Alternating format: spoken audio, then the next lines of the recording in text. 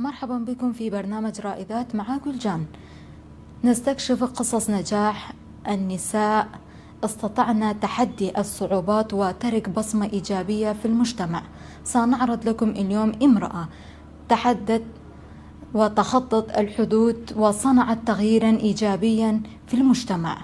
نغوص في تفاصيل حياتها التي ستكون دون الشك صورة تقتضي بها الأجيال المقبلة. معنا أستاذة في معهد فنون الجميلة، أهلا وسهلا بك دكتورة عواطف. شكرا جزيلا على حسن الضيافة في قناة فضائية كركوك اللي استضافوني واختاروني من ضمن الرائدات في المجتمع الكركوكي بصورة عامة. لاحظت حسن الاستقبال والضيافة اللي تليق بمن يأتي إلى هذا المجلس اللي أكثر من لطيف. حضرتي الدكتورة عواطف عجاج سليمان المعاضيدي من الفئة العربية المعروفة من كركوك، من مواليد محافظة كركوك، قرية ليلان. حاليا هي ناحية ولكن سابقا كانت قرية ليلان، من مواليد 1976.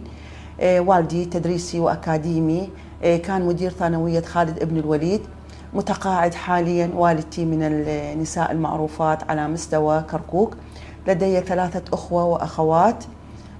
لدي بنت واحدة، بنتي مريم، التي هي الآن في المرحلة الثالث المتوسط، متزوجة من عقيد محمد عباس عبد الحسن، يحمل شهادة الماجستير في اقتصاد الصين. تدريسية في معهد الفنون الجميلة، اختصاصي دكتوراه فلسفة التاريخ، بالضبط الاختصاص الدقيق العباسي، وألقي محاضرات في جامعة كركوك. ولي الشرف أن أكون من أحد رائدات المجتمع اللي تكون في ضيافة برنامجكم اللي أكثر من لطيف. كل الهلا بيك، نورتي استوديو شكرا جزيلا. كركوك. شكرا جزيلا دكتورة عواطف. شكرا جزيلا. دكتورة عواطف، أعطينا نبذة عن حياتك الشخصية. مثل ما قلت انه انا خريجه اعداديه من نواحي ليلان. كنا نعيش حياه بسيطه جدا، ولكن بالكفاح وبالنضال الحمد لله والشكر قدرنا نصل هذه المرحله. 2003 بالضبط، بعد السقوط انتقلنا من ناحيه ليلان الى محافظه كركوك، واكملت مسيرتي الاعداديه في اعداديه الهدى، ومن ثم نلت شهاده البكالوريوس من جامعه الموصل اختصاص تاريخ، ومن بعدها اكملت الماجستير والدكتوراه في جامعه تكريت اللي اكن لهم كل الاحترام والتقدير. والحمد لله حاليا انا متزوجه وعندي ابنه، واتطرق الى حياتي العامه والخاصه بشكل مبسط ومريح ان شاء الله. أتمنى لك كل التوفيق. شكرا جزيلا. دكتورة عواطف، كل امرأة منذ شبابها لديها هدف وأمنية، يا ترى ماذا كنت تتمنين منذ كنت شابة؟ والله الحمد لله والشكر، انا من كنت طفله، يعني ما اقول لك طفله يعني طفله صغيره، لكن من وعيت كان امنيتي انه اصير دكتوره. والحمد لله والشكر بالصبر والتوفيق من الله قدرت احقق هذا الشيء. للدعابه ولا الضحك، انا ممكن الطفله اقول لهم اتمنى بس ينكتب حرف الداء قبل اسمي. الحمد لله حققت هذا الشيء وانكتب حرف الداء قبل اسمي، وان شاء الله ناويه الى البروفيه والاعلى، بالهدف انها هي مو بس انه اكون من حمل الشهادات العليا، لا، الهدف انه اخدم المجتمع بما يرضي الله، بالشيء الصح اللي يخدم الفئه الموجوده داخل المجتمع العراقي بصوره عامه والمجتمع الكركوكي بصوره خاصه. والحمد لله. حلو. هل حققت جزء منها أم حققت كل حلمك؟ الحمد لله والشكر بفضل الله سبحانه وتعالى، وما بنعمة ربك فحدث. لازم نذكر نعم الله سبحانه وتعالى. كل اللي ردته بالدنيا الحمد لله تحقق. إذا كانت من ناحية الشهادة اللي كنت أنا أتمناها وصلت لها، وإذا كان من الزوج الصالح الحمد لله الله رزقني بزوج صالح، وإذا كانت من الذرية ولو كانت هي ذريتي قليلة في الحياة إنه تكون عندي ابنة واحدة، ولكن أحمد الله وأشكره على نعمه وعطايا إنه انطاني كل اللي أريده. تمام. كيف قدرتي تتحققين أمنيتك؟ والله هو تحقيق الأماني مو بس حلم، يعني مو مجرد إنه أنت تحلم وتقعد الصبح تريد تحققها، لازم عندك إصرار، لازم عندك رغبة، لازم عندك صبر، لازم عندك تحمل. فإحنا تحملنا كل مشاق اللي مرينا به، خصوصا إحنا جيل السبعينات، جيل اللي شفنا الحصار، جيل اللي شفنا ماكو، جيل اللي شفنا هواية أمور كانت صعبة إنه نحصلها، ولكن حصلنا عليها بالرغبة، الرغبة والصبر والتحمل والايمان باراده الله سبحانه وتعالى، والله وفقنا للي احنا نوصل له، والحمد لله والشكر اللي وصلنا له مو قليل، والحمد لله والتوفيق من الله، وان شاء الله الجاي بعد احلى واحلى ان شاء الله. ان شاء الله. دكتوره، شنو اللي ساعدك على تحقيق اهدافك للوصول الى اهدافك؟ الحمد لله والشكر، انا من عائله تربويه جدا، والدي تدريسي قديم جدا وله مكانته بالمجتمع، والدتي كذلك، فكنا محصنين بعائله تربويه. نعم. كان هدفهم انه يخدمون الفئه التربويه، فانا من شفت الرغبه موجوده عند والدي، والدتي، اخواني، اخواتي، اتخطينا الصعوبات وقدرنا نوصل لهاي المرحله اللي احنا بيها. الصبر والتحمل، الصبر والتحمل، ومن ثم الايمان انه انك تصير، نعم. انك توصل، وقدرنا نوصل للي احنا نريده، ولكن ما حصلناه بسهوله. نعم. نحن لسنا جيل الانترنت ولا جيل اللي يتوفر له كل شيء على الحاضر على طبق من ذهب وقالوا له تفضل اكل. احنا جيل تعبنا، سهرنا، شفنا كل الظروف من الناحيه اللي كانت سيئه او جيده. نعم. ولكن سبحان الله دائما انت حتى لو كنت في احنا شلون نقول في زاويه مظلمه، ولكن هنالك شمعه مضيئه، وهي الايمان بالله انه انك انت توصل، ووصلنا الحمد لله والشكر. الحمد لله. الحمد لله. تمام. زميلاتك اللي من جيلك هل تذكرينهم؟ الحمد لله اتذكرهم والله يذكرهم بالخير، بيهم وياي هسه حاليا تدريسيين في اكاديميه الفنون الجميله. نعم. وفيهم لا من ارتقى الى ان يكون عميد ومعاون عميد، وان يكون صاحب منصب في الحياه. عندي زملائي حاليا اعضاء مجالس. عندي جماعتي لا اكاديميين وتدريسيين في جامعه موصل، جامعه كركوك. اذكر من ضمنهم شخصيات يعني بارزه، عندنا دكتور جمعه، دكتور غنام، يعني زملائي واصدقائي، وكن لهم كل الاحترام والتوفيق لهم في كافه مجالات حياتي. طبعا اتذكرهم ويتذكروني، يعني مركزهم في المجتمع واصلين جدا، وللفكاهه وللضحك. كان من واجبتي اصلا، خلي اقول لك اياها، الدكتور محمد تميم اللي هو حاليا وزير التخطيط، والى خطوات مثل ما يقولون وانامل ذهبيه في الوزاره، كان زميلي، والحمد لله الله كافاه ووصل للمرحله اللي هو اللي يريدها. واتمنى لهم التوفيق كلهم ان شاء الله. كلهم. دكتورة، تعتقدين شنو اللي تغير بين جيلك وجيل هذا العصر؟ متغيرات كثيرة ستي الفاضلة. احنا لما نقعد ونقارن بين الجيل السابق والجيل الحالي راح نعاني كثيرا. نعم. مثلا ابسط ما يكون الحياة، البذخ والترف اللي يعيشها هسه حاليا الجيل هذا ما كان موجود بوقتنا. احنا بوقتنا من كانت تطفى الكهرباء هوايه كنا شغل اللالة. هسه وين ما شاء الله منا تطفى الكهرباء منا تجي مولد، هاي ابسط ما يكون. منا نجي على المستلزمات المدرسيه اللي احنا كنا نتحصر عليها، بالزور القلم، بالزور المساحه، بالزور وهسه يمكن انت حضرتك ما عشتي هذا الوضع، ولكن لو سنين والدتك راح تقول لك كنا بالزور نحصل الورقه نوفرها لنفسنا، نقدر نوفر شيء مبسط حتى نقدر نوصل للي احنا نريده. هسه كل شيء متوفر لهم، كل شيء من كل النواحي، سواء النواحي الماديه او الاجتماعيه، اذا بيت متوفر، واذا اضاءه متوفره، اذا ماديات متوفره، ولكن يفتقرون الى الهدف. نعم. الهدف، والدليل هذا شوف الجيل هذا اللي يجي دور اول، دور ثاني، دور ثالث، والحمد لله ما يفلح منهم الا ما قل وما ندر. فعلا احنا بذاك الوقت كانت ما متوفرت لنا كل هذه الوسائل وحققنا نجاحات بحياتنا، فجدا صعب المقارنه بين الجيل اللي يجي والجيل السابق. واتمنى لهم التوفيق الجيل اللي يجي، مو بس اتمنى لهم التوفيق في المجال الدراسي، لا كل المجالات ان شاء الله، وانه يحسون بقيمه النعمه اللي هم عايشين بيها ان شاء الله. دكتوره، هل تطورات الحياه ساعدت او عطلت الافراد الى ارتقاء اعلى مستويات، ويا ترى شنو السبب؟ حبيبتي التطورات اللي اجت ترى هي جت في خدمه الجيل اللي يجي. نعم. حتى احنا في خدمتنا ابسط ما يكون الانترنت احنا نعتبره طفره او تطور صار بحياتنا، ولكن خدمه اللي قدر يستفاد من هذا التطور اللي صار. نعم. واساءت للي ما قدر يستفاد من هذا التطور. مثلا عندك هاي الانترنت او وسائل الاتصال اللي اجتنا هذه جدا خدمتنا احنا كاكاديميين في كتابه البحوث، في الدراسات، في البحث، ولكن سوء استخدامها او الاساءه الى استخدامها من قبل فئه اخرى لا اساءت لهم. نعم. صار عندهم هدر في الوقت، ما يعرفون شلون يرتبون امورهم. صارت الوسائل الحديثه المتطوره وسيله اخرتهم ما قدمتهم، بالعكس ما احنا قدرنا نستخدم هاي الوسائل التطور اللي انت هسه تحكين عنها في خدمتنا. مثلا نعم. انا افادتني هاي الوسائل التطور اللي افادتني في طريقه الكتابه في الماجستير والدكتوراه، في حين اساءت للبعض بالضبط. لسوء استخدامهم لهذه الوسائل بطرق سليمه صحيحه حتى تخدمهم.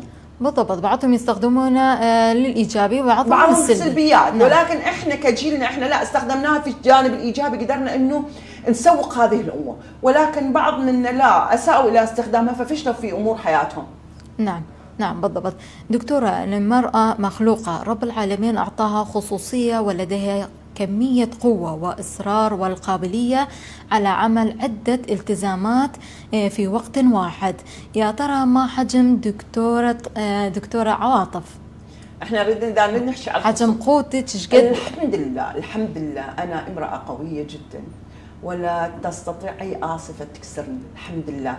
وحتى لو مريت بظروف صعبة ومريت بظروف اساءت الي او احزنتني او قهرتني، يعني استفاد من اللي مريت به. انه هاي التجربه اللي الله خلاني بها سبحانه وتعالى اقدر انه اختزنها بحيث تكون مصدر قوه الي. واذا كنا نحكي عن الخصوصيه موجوده عند كل امراه، ولكن الخصوصيه اللي تقدر هي تستخدمها في صالحها. فاما بنعمه ربك فحدث. احنا نحدث بالنعم اللي موجوده عندنا، ولكن في بعض الاحيان اكو خصوصيات يجب ان تتم بالكتمان. ليس كل ما يسمع يقال، وليس كل ما انت تريدناه وتريد تسويه تحكي به. لا، دائما حاول انه انت كل ايجابياتك وسلبياتك تقدر انت تحفزها لنفسك. ايجابياتك اذكرها للمقابل حتى يقدر ياخذ منها دروس وعبر، وسلبياتك استفاد انت منها وخليها بداخلك. نعم. فاحمد الله واشكره.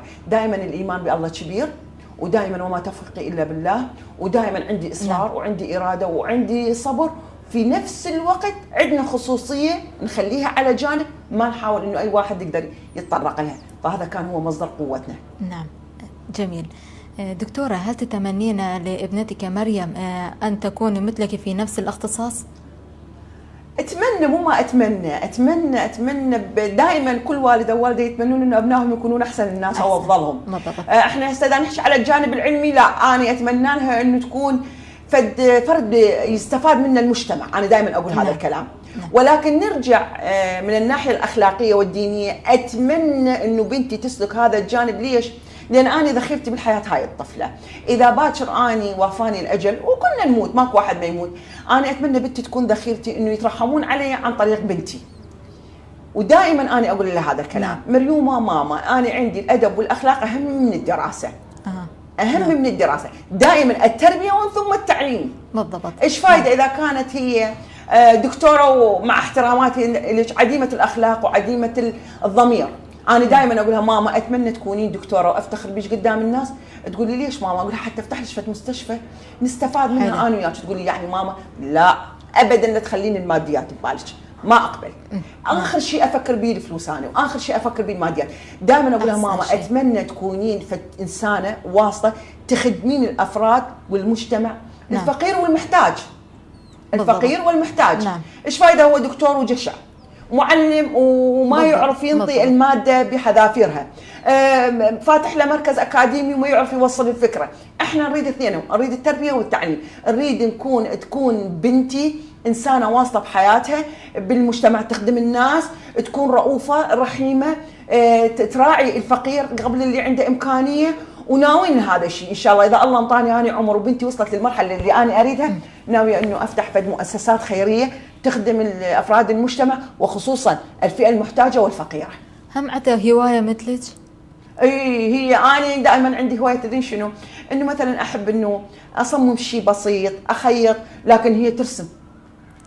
هوايتها ترسم كلش حلو، كلش حلو مريوم. حلو بالتوفيق. امين يا رب العالمين للجميع. من كانت وراء نجاح دكتورة في مسيرة حياتها؟ والله أنا لو أريد أعدد الأفراد الحمد لله والشكر كثيرين، وأولهم والدي ووالدتي الحمد لله كان لهم فضل كبير لأنه وفروا لي كل اللي كنت أحتاجه في قبل 2003. ترى فترة حصار وماكو، ولكن احنا ما حسينا بهذا الشيء. تدرين ليش ما حسينا بهذا الشيء؟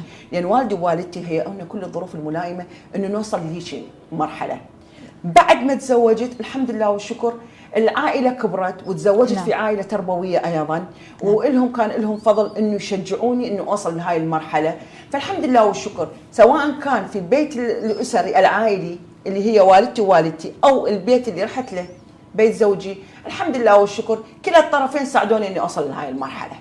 حلو، بالتوفيق ان شاء الله. الحمد لله، اشكرك دكتوره. هل استشهاد اخوك المرحوم تسبب في توقفك عن المواصله او ارتقاء والتقديم للوصول الى العمل؟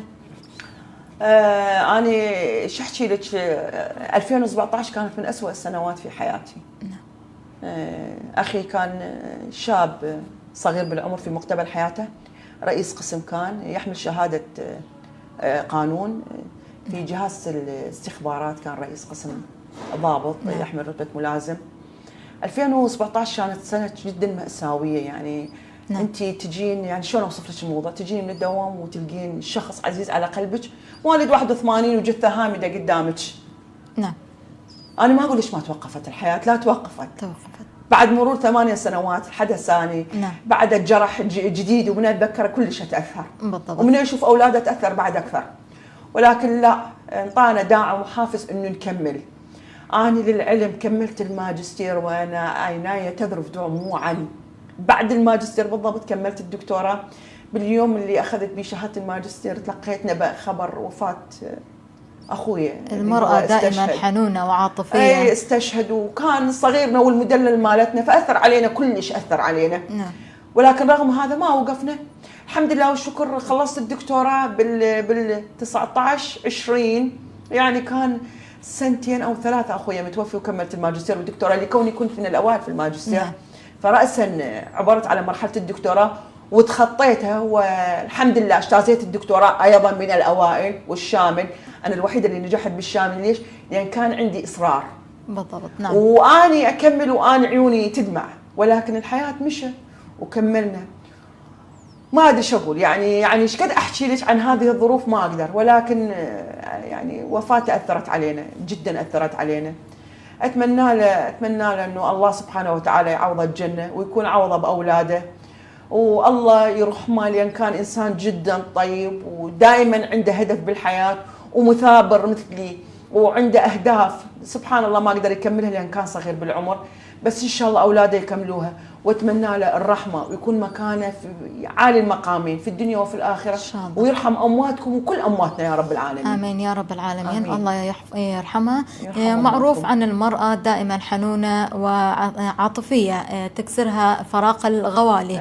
فانت اصرارك الحمد لله خلتك توصلين لهدفك. الحمد لله الحمد لله الحمد لله. يعني كانت العيون تذرف واكمل دكتوراه. بس شو نسوي؟ يعني احنا كنا نسميه هذا التهرب من الواقع.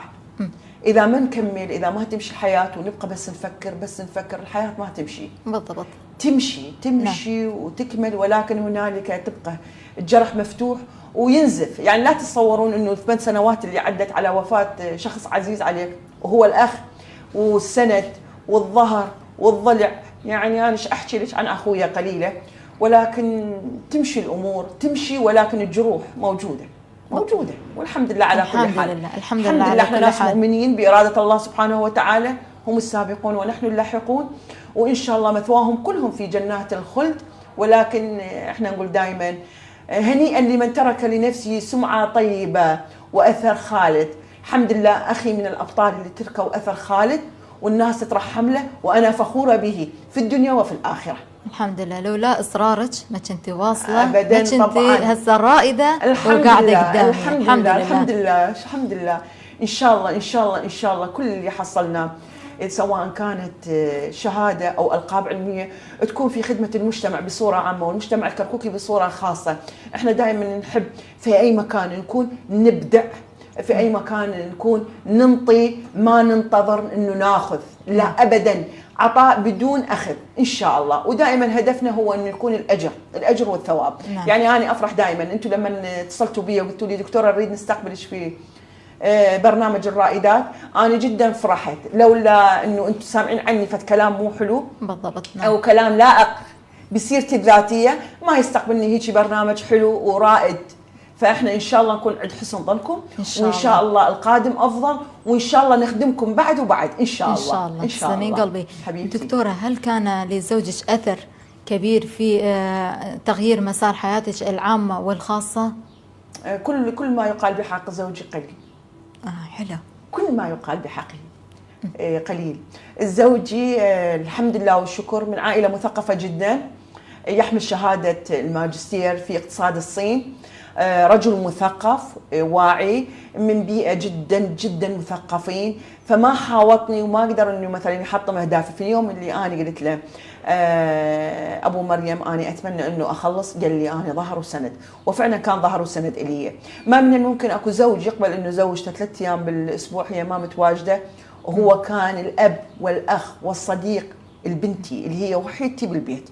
وبقى ببيته ومحاوط ببنته، سواء من كل النواحي، كان اب وام واخ واخت وصديق البنتي، ومن ارجع يساعدني. يعني بحيث الماجستير والدكتوراه احنا نكتب الاطاريح مالتنا سويه، هو ينطيني افكاره وانا انطي افكاري، نكتب سويه لل3 بالليل لل4 بالليل، ينتظرني. ما يوم من الايام سمعني فت كلام مسيء، بالعكس كان خير جليس لي وخير صديق لي، واتمنى له اني من كل قلبي التوفيق في كل مجالات حياته. يستاهل كل اللي وصل يستاهله. هو همنا نفس الشيء. احنا بعد الزواج هو كان خريج كلية عسكرية الرجل، بنتزوجنا كمل كلية الأخوة هي العلوم السياسية ومعدل جدا عالي، رأسا كمل البكالوريوس، حول على الدراسات، وإن شاء الله ناويين على الدكتوراه. إن شاء الله إن شاء الله يستاهل يحصلها يا رب العالمين. إن شاء الله أتمنى لكم كل التوفيق. آمين يا رب العالمين بوجودكم إن شاء الله. دكتورة، ماذا تعني كلمة مرأة؟ المرأة اللي تتحمل كل شيء. نعم. المر، الحلو، الأكو، الماكو، الزين، نعم.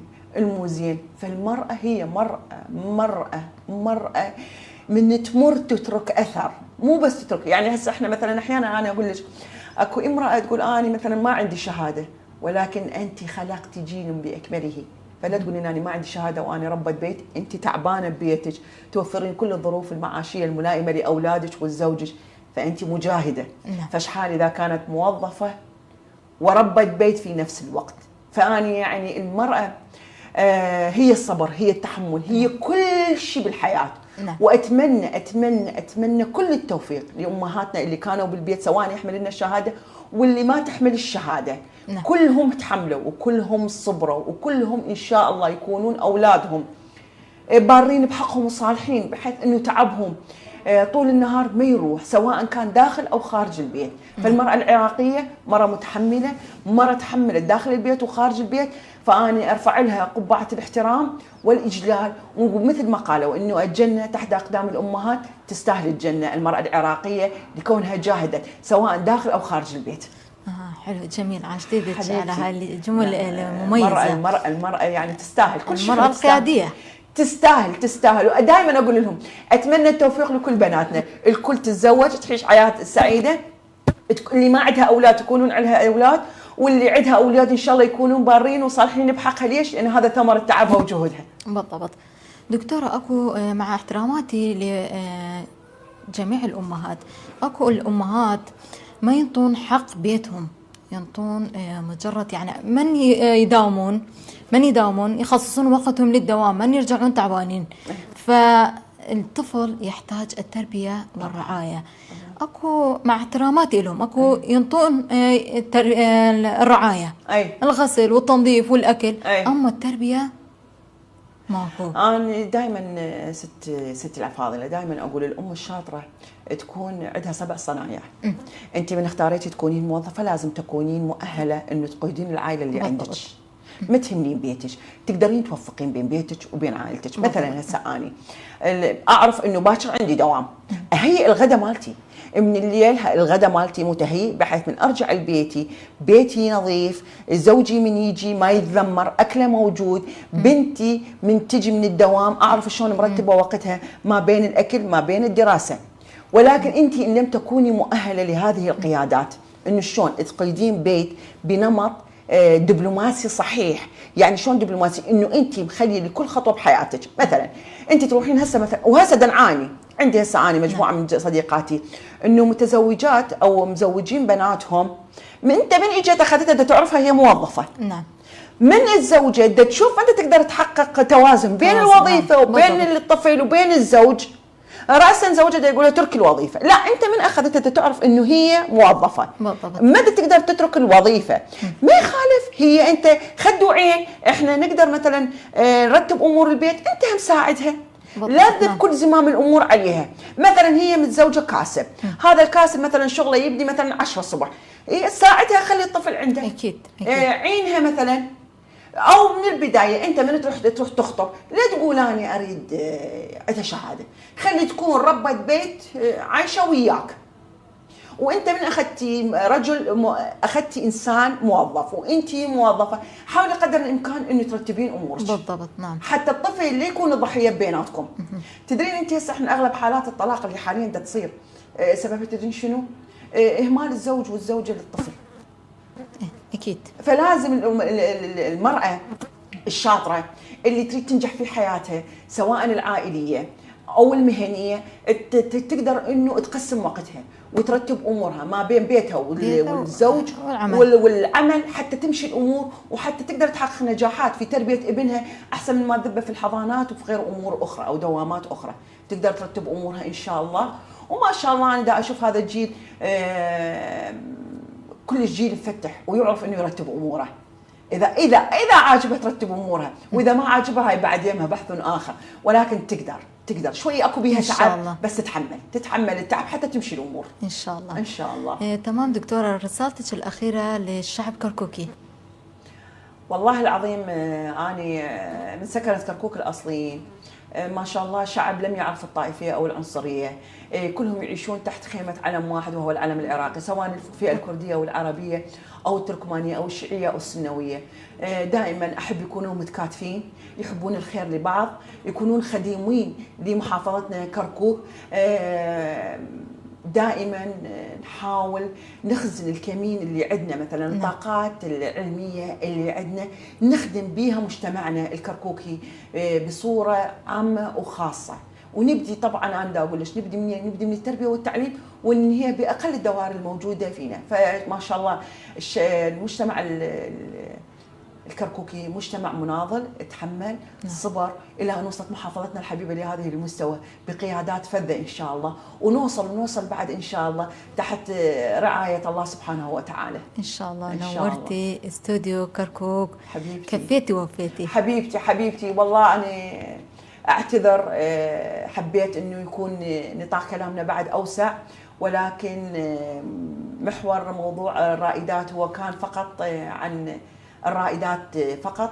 ممنونة منكم على حسن الضيافة، على حسن الاستقبال، كادر لطيف جدا، متعاون جدا، أتمنى لكم التوفيق للأعلى، وشكرا جزيلا لكم كونكم اختاريتوني في هذا البرنامج اللي أكثر من رائع اللي هو رائدات في المجتمع، وإن شاء الله نكون عند حسن ظنكم ونخدمكم باللي نقدر عليه. إن شاء الله. تسلمين، إن شاء الله. ما قصرتي. كل الهلا بيك حبيبتي، شكرا جزيلا، ممنونة منكم، وإن شاء الله منها للأعلى إن شاء الله. تسلمين حبيبتي، عاشتكم. آمين. شكرا جزيلا قلبي. شكرا حبيبتي. كل الهلا. تسلمين أمي. نعم مشاهدينا الكرام، وصلنا إلى نهاية حلقة، نلتقيكم في حلقة أخرى وإلى اللقاء.